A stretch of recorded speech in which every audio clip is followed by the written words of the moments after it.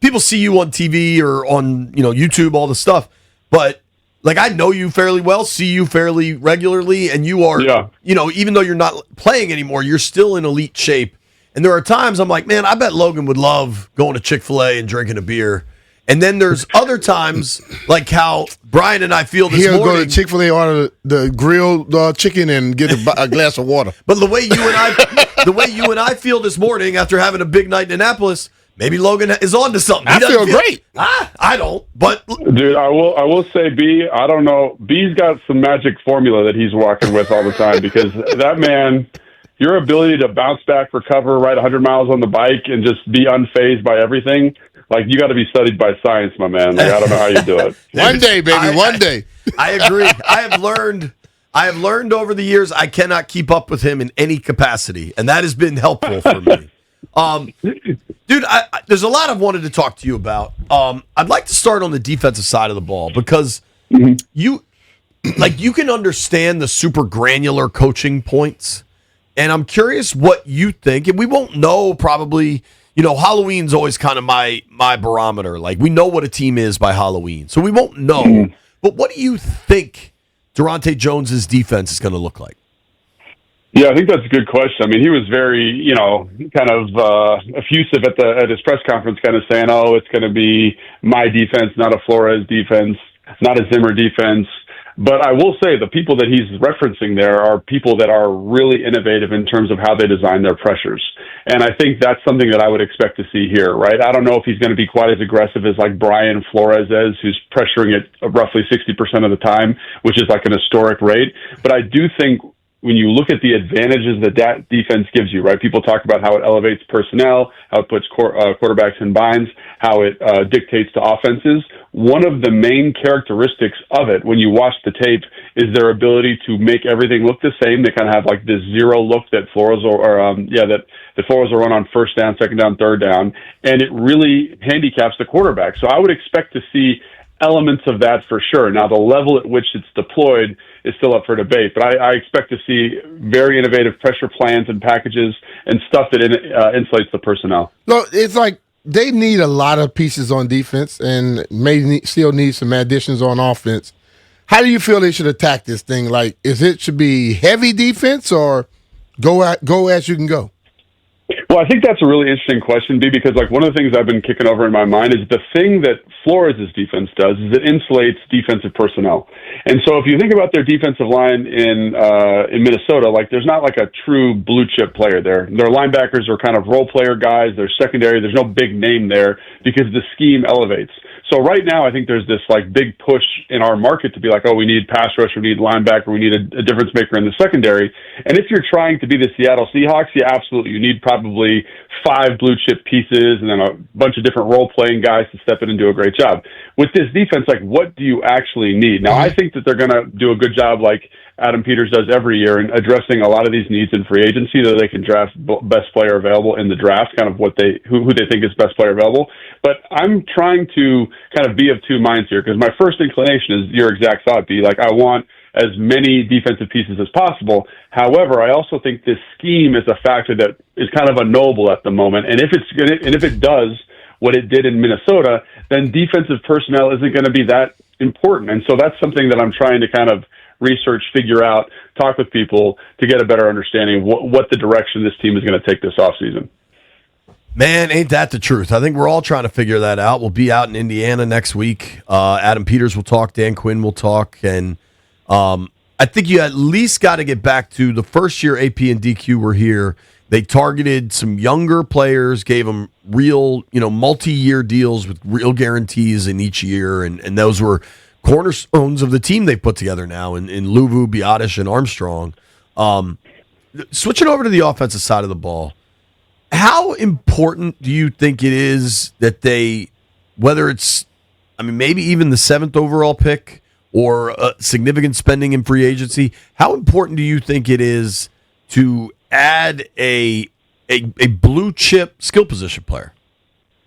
Obviously you want blue chip skill position players. Look at the best offenses in the league. There's multiple ways that they can beat you, right? I think about the Detroit Lions last year. They have a great tight end, a dynamic running back, playmakers at the receiver position, maybe one of the best receivers in football. LA is kind of constructed the same way.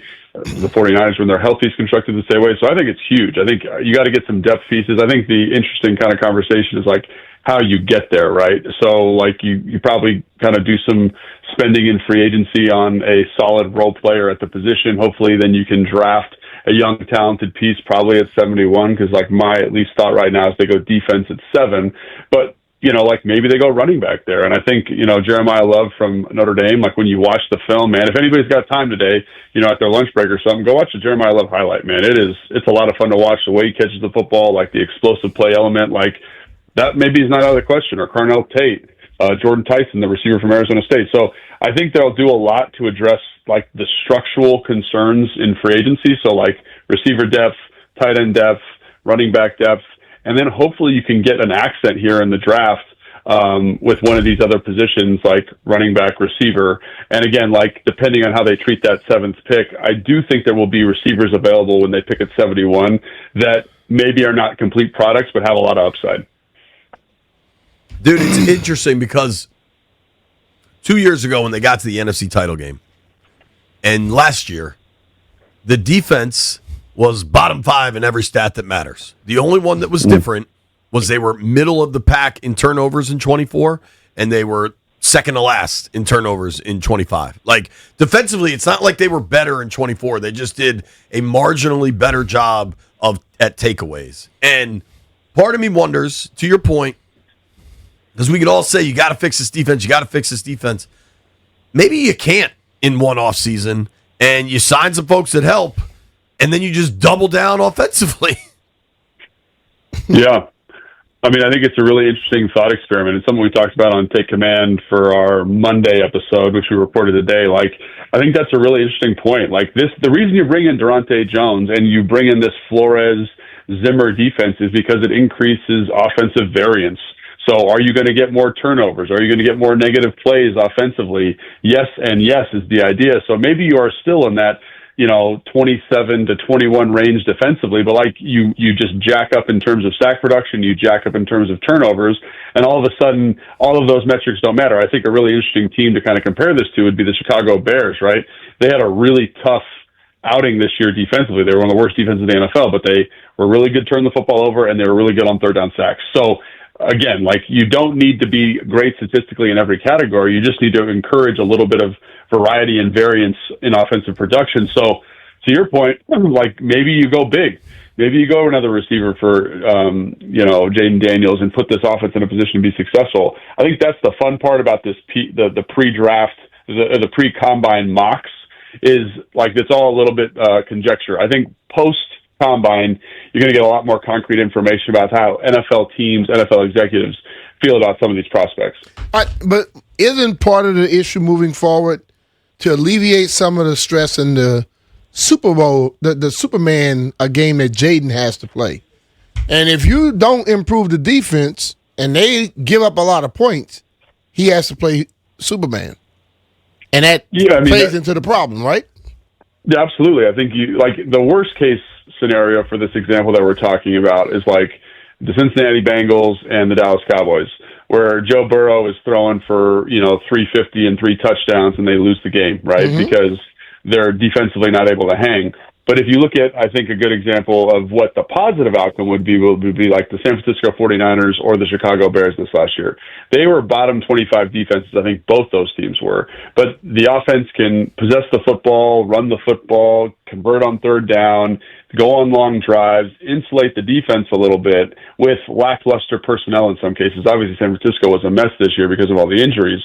But that would be a more positive outcome where, again, like you kind of, because you're possessing the football, because the offense is so dominant, you're insulating the defense, and they're doing enough for you to get by. But I totally agree with you, B. Like, the bad version of that is very bad. You know what I mean? And maybe there's a way to thread that. And again, I think if you choose to thread it in that way where the defense kind of keeps approximately the same personnel, obviously there's going to be additions in free agency, but if you keep the approximate same personnel, you're really relying on Durante Jones and this scheme to elevate the people that you have in the building. And I think that, to me, is an interesting dynamic. And one of the things that we can't know how they feel about this scheme until they start making some of these decisions in free agency. Speaking of free agency, we're talking with our friend Logan Paulsen. You can follow him on Instagram. What's the Instagram, Logan? Logan_Paulsen82. That Twitter experiment didn't really get off the ground, did it? No, not really. I mean, we're doing, it's been nice. People are good. I try to do it as much as I can, but I'm not a big social media guy there, JP. Not like you. You're the model of success. He's a king. Logan, I know you, and I know that you're not a big social media guy. He's the 16-year-old teenage girl of social media. He's always on it. Dog, it's part of the job in my mind. It's part of the deal, man. Yeah. I get it. I get it. That said, you mentioned free agency, and I'm curious your evaluation of Alec Pierce, what he would do for this offense. Yeah, that's probably one of the more interesting conversations, I think, is Alec Pierce, Juwan Jennings, obviously Dobbs from Green Bay is another interesting kind of piece there. I don't know, man. It just depends on what he's going to be asking for money-wise. I think he's going to get a lot of money this offseason. I think that skill set is very, very valuable. And I think when you look at the Washington Commanders, obviously getting one of the tenets that Blau talked about in his press conference was getting more explosive.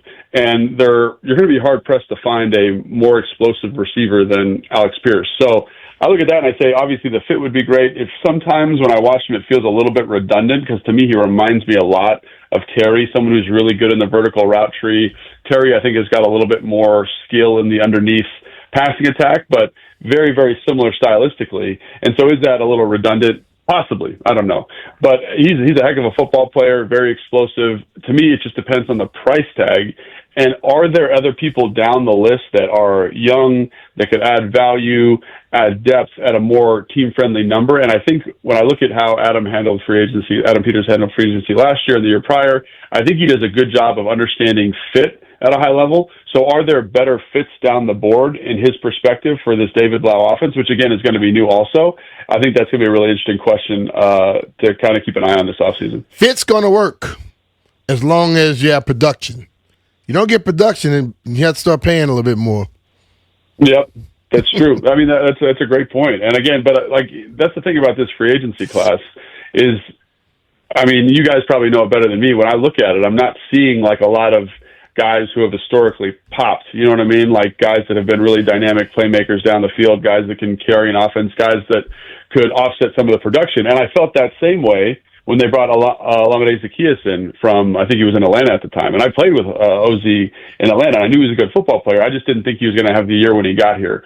So are there people that, these guys do this professionally, and they're watching, thousands of hours of film on these people and talking to everybody, including their high school principal, about what's going on with them. Mm-hmm. So is there somebody down the list that they feel has a skill set that fits well in this offense? And again, there's a year where they did a good job of that, and there's a year where they didn't do a good job of that. What is the result this year? Yeah. A guy I like at wideout, and he's restricted, so he's not going to get loose. Did you watch Coker at all with the Panthers? Oh, dude, yeah, Coker's a monster. He's awesome. Got to stay healthy, but he's a Virginia kid. I think he played his college ball at Holy Cross or something. Holy Cross, man. Yeah, I think it was a UDFA or a 7th-round pick. I don't remember. He was UDFA. That's why he's a restricted free agent, so Carolina ain't letting him go. But, find me one of them. Dude, absolutely. And that's where, again, Romeo Dobbs is interesting. Again, he's got some personality stuff, but, he's very, very skilled, very, very talented. And, is he ready for a larger role in an offense? Again, those are the types of questions where you sit down and you talk to everybody in Green Bay that and figure out whether he's ready or not. Yeah, for sure, man. On the defensive side of the ball, obviously Hendrickson is the top of the list, but also it's a different evaluation because he's older and been injured, and it's going to cost you a boatload. Yep. But of kind of that next tier, whether it's Jalen Phillips, who's been really productive when healthy, Oweh with the Chargers, kind of that next tier of pass rushers. There's a lot of young guys. Are there any that have popped for you in watching the tape? Maybe Mafe with Seattle, Chason with the Pats. Yeah, Joseph Asai's one that really caught my eye. I think he plays for Cincinnati this last year, number 58. He's a 3rd-round pick from Texas. He just jumped off the tape for me. He has some inside-outside flexibility, can stand up, can play a 4-eye, can play a true kind of 5 technique defensive end, and has kind of the movement skills that catch your eye as a natural pass rusher. He reminded me, honestly, a lot of like Dorrance Armstrong when he was in Dallas before he kind of, hit his stride here. Like, all the tools are there, but his role is so limited because of where he's at on the depth chart. Like, is he ready for a larger role? Another guy, you mentioned him, is Boye Mafe, because again, like, both these guys are under 30. I think Boye is 27. Yeah. But like, really talented pass rusher, good feel. I think he had a 13% pressure rate last year and like had 42 or 43 hurries and only 3 sacks. Like, the pressure rate and the hurry number indicates to me that he's ready for, like, that number will explode, right? He's like serendipity away from having 10 sacks. So I look at the guys like that and I say to myself, like, those guys are going to be pricey, but they're not going to be, top of the market expensive. And I think given the role, given the type of defense that I think, they want to play here, it gets me excited to think about those guys that are kind of these athletic hybrids that can rush the passer at a high level, that can drop into zone coverages underneath, like what they could bring to a defense that like Jones wants to play here in Washington. Yeah, the versatility piece of it is certainly really interesting. Knowing what like a film, don't get mad at me for saying this, geek you are, like how much do you enjoy the next week, the combine study? Like, where do you land on the combine's importance compared to the tape? So the combine is extremely important, and it's important for a different reason than I think a lot of people are going to think I'm going to say. Like, for me, the importance comes in like getting actual height, weight measurements for the guys. Obviously, the athletic testing is important, but if you're really studying the tape, I think you get a feel for the type of athlete a kid is. To me, it's the interviews, right? Like, that's one of the things, like, I've got some agent buddies and some guys in personnel offices, and talking with them, like, that's the thing that really drives this, So people are like, oh, this guy's coming to the combine, but he's not working out. Like, what's the value there? Like the 40, the vertical, the bench press, that's for the fans. That's like the spectacle of the theater of the combine, if you will. Right. Like, the real, like, nuts and bolts of what this thing is the combine. Because I remember I was talking to a scout couple of years ago, and he's like, if you think about it, Logan, like we only get to talk to these guys in person one-on-one probably 3 times over the course of the year. It's at a bowl game, like the Senior Shrine Bowl. It's at the combine, and then if we bring them in for a 30 visit, like that's the other time. And so you got to get a really good feel for that personality in a very short period of time.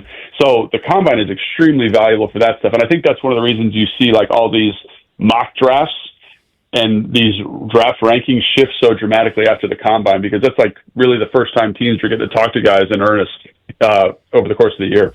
Yeah. How careful do they have to be with these interviews? Because guys are being trained and taught to do all this crap now.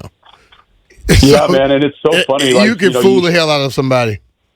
So that's the really interesting thing, B, is like teams know that too, and so they're trying to find new ways to offset the preparation. Like, there's certain like third-party services now that'll go to schools and give the kids tests, and like you can buy that data from these third parties. And like one of the things that I'm sure you're familiar with, me, is like they try to ask like off-putting or unsettling questions. Part of the reason they're doing that, you hear about these weird questions though, like they asked me like if I could make a basketball in a trash can or whatever, like part of it is to unsettle them in the interview to get a more natural understanding of the person. So there's all these different techniques. They got sports psychologists in these interviews now. Like, it's a very comprehensive process. So as the athlete gets smarter in terms of their preparation, the teams are trying to find ways to offset some of that and get a more clear understanding of the guy. When they asked a question, my answer was, how does that help you to understand me being a better football player? And they say, what do you mean? I say, please answer the question. I mean, you asking me a dumbass question, so I need you to tell me how it's going to help you do your job. If it's not helping you, then don't ask me no dumbass question. Did you say that to them? Somewhere along those lines. Dude, I love that. It was like, my thing Does that surprise you either? Yeah, my thing was like, no, it doesn't. I hated to be asked something that has nothing to do with the topic. So when you go way off base, because I heard the horror stories, and I'm like, how would that help you decide if I'm a good football player or not? B, what did you run? Did you run at the combine? Yeah. What was your 40? You remember? 4.41 at the combine. So do you think you could beat Joey in a 40 now? Joey who? Sabat? Yeah. I'll be Joey in a 40 with some dress shoes on. I feel like Joey's texting 441 is Logan. moving, by the way. That's pretty good, B. What was your 40 time, Logan? Dude, I think mine was like a 4. What was it? It was like a 4.85, 4.9, something like that. Man, I was. I told you. I'm sure Logan, I told you could be before. Joey in the 40 right now. I probably could. You're right.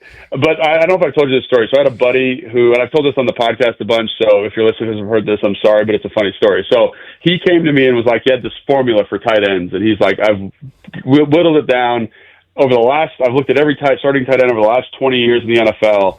And if they have like height, weight, speed, and they meet these thresholds, they're all good. And he's like, of all the last, like he's talking about probably close to 100 guys. And he's like, of the 100 guys, they all fit this metric except for 2 guys. And I was like, well, who are the 2 guys? Because he's like, they're reds. Everyone else is green. These 2 guys are reds. And he goes, well, Logan Paulsen's one because he was really slow and his arms were short.